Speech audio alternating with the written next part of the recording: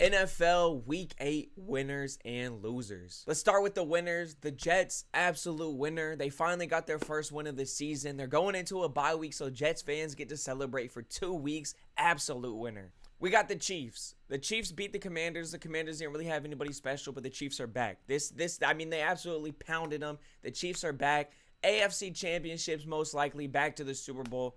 There's nothing that we can do to stop them. We can't stop them. We got the Colts, 7-1. Do you hear that? The Indianapolis Colts are 7-1 with Daniel Jones under center. JT is an absolute monster. He's unstoppable. Best running back in the league, in my opinion, up for MVP. And then we have the Baltimore Ravens. They needed that game so bad. Lamar Jackson didn't play. It was Tyler Huntley. They needed that game against the Bears, or they were going to fall to 1-6. They're 2-5. Lamar Jackson should be back by Thursday to play the Dolphins. Now they can start ramping their way up to win the division, make the playoffs. This was a game that they absolutely needed. Winner. Now we get to the losers. Vikings. Carson Wentz out for the year. Got to go to JJ. Like, you can't hold it off anymore. You can't sit him on the sidelines anymore. JJ's got to start. You just got to see how he does. In my opinion, they're not doing too good. Loser. In the same division, we got the Chicago Bears. Defense. If the defense doesn't really play good and doesn't have many takeaways, the Chicago Bears aren't looking too good. And especially Caleb Williams. And I don't know how that's going to go for the future with Ben Johnson, if he's the guy for him, if he's his quarterback. We'll see how they do next week. The Bears need to get a win there. Caleb Williams has to look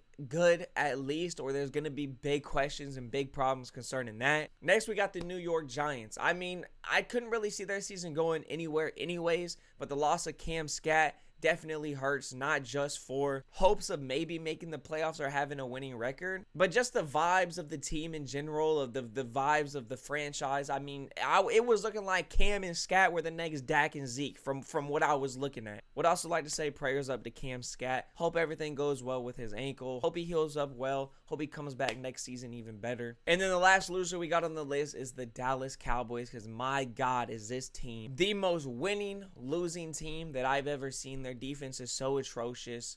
Ferguson didn't even look at. He might be the real loser of the week, because I don't even think he got a target thrown towards him by Dak Prescott. What did he do to Dak this weekend? Because he had no stats across the board. They lose to the Broncos terribly, get absolutely blown out. And it doesn't look like the Cowboys are going to be in any contention for a playoffs this year. So those are this week's winners and losers.